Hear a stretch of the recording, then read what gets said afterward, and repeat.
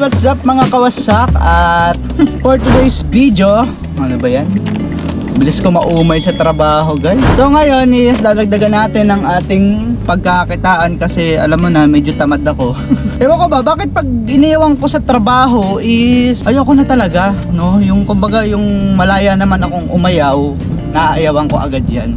Di ko alam kung bakit guys. So tulungan nyo ako. Sa bagay, nung nasa abroad naman ako, pag no choice ako at may responsibility naman ako sa company, kailangan pumasok ng gantong oras, lalabas ng gantong oras, is nagagawa ko naman. So wala akong doubt kahit na ano ako, kahit na antok-antok ako, kahit na puyat-puyat ako, is nakakapasok ako, gagawin ko paraan. Kasi 'di ba sa company, oras lang naman talaga ang labanan. So bukod sa trabaho, syempre, nagtatrabaho din naman tayo ng maayos.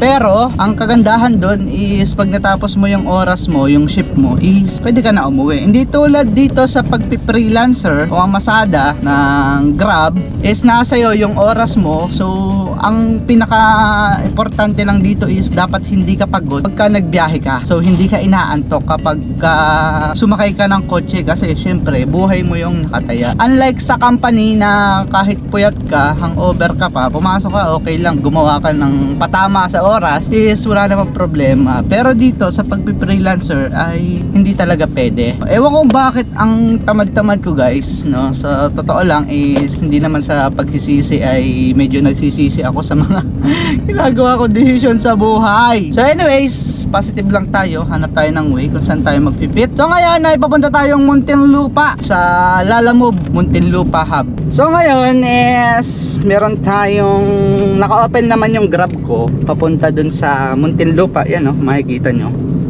no?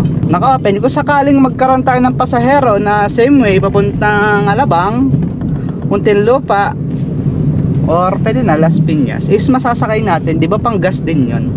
So sa Lalamove ba sa Grab is maganda, may set destination ka, so pwede kang mamili kung saan mo gustong pumunta. Kaso nga lang, dalawa lang yan set destination.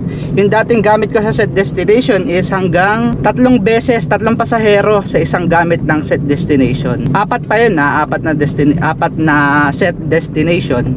So ngayon ginawa nilang 2. Pero by the way, okay lang, di ko naman nauubos yan. So ngayon naka set destination ako papuntang Muntinlupa, at kung meron tayong maiisakay na pasahero is mas maganda kasi magkakaroon tayo ng panggasolina, no? Libre na tayo sa gas.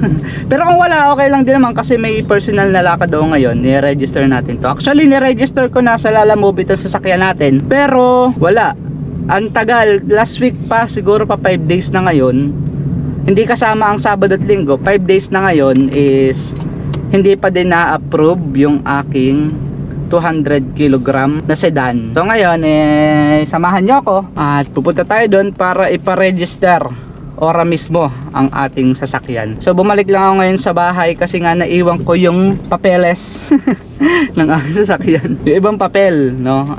Ako lang ata yung bubibiyahe ng kulang-kulang andalang papel.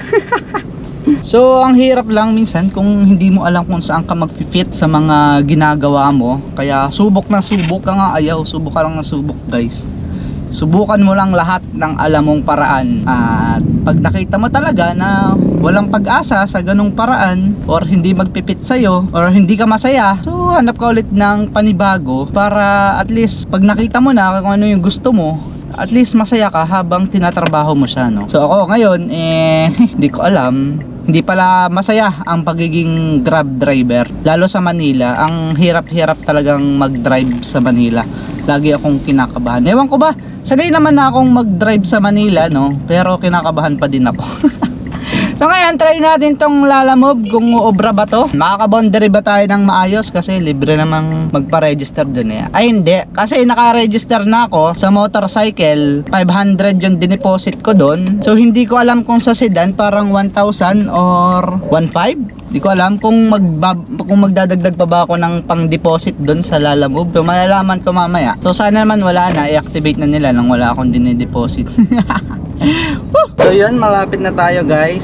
700 meters. Nandito tayo sa hub ng Lalamove dito sa Muntinlupa. So guys, pinatay ko na kanina yung ano ko, yung Grab kasi matraffic. Kasi kung makakuha ako ng pasahero na babalik pa ako matatagalan tayo bago makapunta dito sa hub. Kaya ngayon, diretso ko na, pinatay ko na yung Grab natin, no? Sana ma-approve tayo today. Nakalagay naman doon ay 1 day process. Pwede na. Ay, sarado. Main gate. Ay, dito sa kabila siguro. Yan, no? Dito sa JY ba to? JY and Sons compound. Ayaw nga, oh. Yan, oh. JY and Sons Realty Incorporated compound sa Barangay Kupang, Muntinlupa City, sa West Service Road. Dami ng mga parcel dito. Nandito din kasi guys yung Lazada, yung hub ng Lazada. Siguro madami din parcel dito kasi dito kumukuha yung ibang mga delivery rider natin ng madamihang parcel para i-drop off sa kanilang address. Dami, oh, puro warehouse dito. So padalawa ko na nga palang punta to dito kasi yung una nung nakamotor ako, bumili ako ng Lalamove bag. So ngayon padalawang punta ko, ewan ko kung maaprobahan tayo ngayon. Mare-registered tayo as Lalamove partner ng 200 kg. So yun, dito na, this way Lalamove, oh. Yun, kita nyo ba? So guys, hanggang dito na lang muna at balikan ko kayo mamaya at asikasuhin ko lang to guys, no? Tingnan nyo mga kawasak ko, may bago na silang bag. Yun pa, oh, nasa loob yung isa, Lalamove bag. O, diba? So maganda kasi pumunta dito sa Muntinlupa kasi kakunti lang yung pumupunta dito. Unlike sa iba is pumipila ka pa talaga. So dito kakunti lang. Ewan ko, yun, o, Lalamove sedan. Yun yung ating kukunin ngayon. Alright, what's up mga kawasak? At okay na. Nano na natin, napa-transfer na natin sa sedan from motorcycle yung account ko. So ito, kung makikita nyo, sedan na, oh. Paranaque to Calamba 800. Pwede na. Piñas to Paranaque. Puro 200 kg sedan. Dati kasi motorcycle yung nakalagay dyan. So ngayon, upgraded na siya, updated na siya from motorcycle to 200 kg na sedan.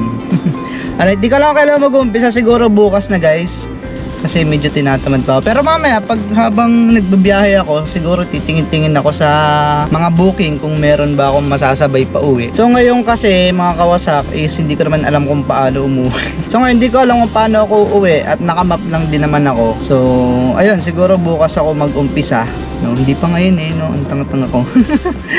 Anyway, kakapain ko pa din to. So ganun din naman lang ang process noon, tulad nung nagmo-motorcycle Lalamove ako. So binalikan ko pa yung papel ko sa apartment ko. So hindi naman na hiningi dito. Hindi na hiningi dito yung papeles ko kasi nga may sinabit na ako nung nakaraan. Kinonfirm lang nila. So inapprove lang na talaga nila dito. So wala, sayang yung gasolina ko. So yun mga kawasak, sa mga existing driver natin dyan na gustong maglalamove, sa mga nakamotorsiklo na gusto mag-transfer ng sedan or may kotse kayo na gusto nyong ipasok din sa Lalamove at same account, no? Same. Kasi hindi ata pwede yung isang tao na dalawa yung account, sabi niya sa akin. Kasi tinanong ko kung pwede bang, if ever na gusto kong magmotor ulit, kung pwede ba ako mag-transfer doon at the same time pag gusto kong kotse, is kotse yung pan-deliver ko. So hindi daw pwede. Dati daw pwede, pero ngayon hindi na daw kasi binago na nila yung system, no? So sa mga may account na ng pang motorcycle, no, tapos gusto niyo dito, ang kailangan nyo lang ay mag-upload, punta ka sa settings ng Lalamove app, Lalamove driver app, tapos yung change unit, no, from motorcycle to 200 kg. Tapos may hihingin sila doon, ito nga pala yung mga requirements, hihingin nila doon sa existing to, ha, ORCR ng sasakyan. Tapos kung di nakapangalan sa inyo guys yung sasakyan, hindi nakapangalan doon sa lisensya nyo, sa account nyo sa Lalamove, yung hindi same, kailangan nyo ng deed of sale or authorization letter. Tapos yun lang. Tapos yung picture ng unahang sasakyan, nakita yung plaka, yung plate number. Tapos yung likod na picture, kita din yung plate number. At yung sa side na picture na sasakyan, nakita din yung plate number sa likodan. Kumbaga parang naka-angle na side, pero kita din medyo yung puwitan na sasakyan nyo na mababasa yung plate number. Yun lang. Para naman sa mga bago na papasok sa Lalamove, syempre kailangan nyo ng lisensya. It's either non-pro or professional, pero much better yung professional na lisensya kasi pag nagkataon na huli ka at alaman naglalalamove ka na nakamotor, ha, pwede kang mahuli kung non-pro yung lisensya mo. Kasi kailangan daw kapag kumikita ka gamit ang lisensya mo, ibig sabihin dapat ay professional iyong license. Ayun, sa mga newbie, sa mga bagong papasok, mag-register is driver's license o RCR. Kung di nakapangalan sa'yo, yung sasakyan or yung motor ay deed of sale or authorization letter ng may-ari na pinapahintulutan kang gamitin yung sasakyan niya or motor para ibiyahe mo sa Lalamove. Tapos nga pala dito sa sasakyan, nabasa ko sa vlog, kailangan din palang may prangkisa ang sasakyan. So good thing ako naman meron akong prangkisa, pero sa mga wala is pwede naman din kayo makapasok sa Lalamove 200 kg na wala kayong prangkisa. Pero ano, kumbaga it's up to you. Medyo risky kasi pag nahuli kayo at sinabi niya naglalamove kayo na naka 200 kg kayo, naka sedan or truck, pick up, ganan 7-seater na naglalalamove kayo, isihingan kayo ng CPC ata. So makakapasok naman kayo sa Lalamove ng walang prangkisa pero at your own risk. So sabihin nyo lang siguro pag napara kayo at may dala kayong mga gamit-gamit, sabihin nyo sa inyo yung gamit, tsaka hindi naman din tinatanong yun. Actually kapag mapapara ka lang naman talaga pag may violation ka, wala kang seatbelt, nagswerving ka, napadaan ka sa one way, beating the red light, yung may violation ka sa kalsada, saka lang nila masisilip kung naglalalamove ka ba or kung ano yung pinagagawa mo. So yun lang mga kawasak, sana nakatulong tong video natin at siguro bukas bibiyahin na ako or hindi ko alam. Yun lang, ride safe always and peace.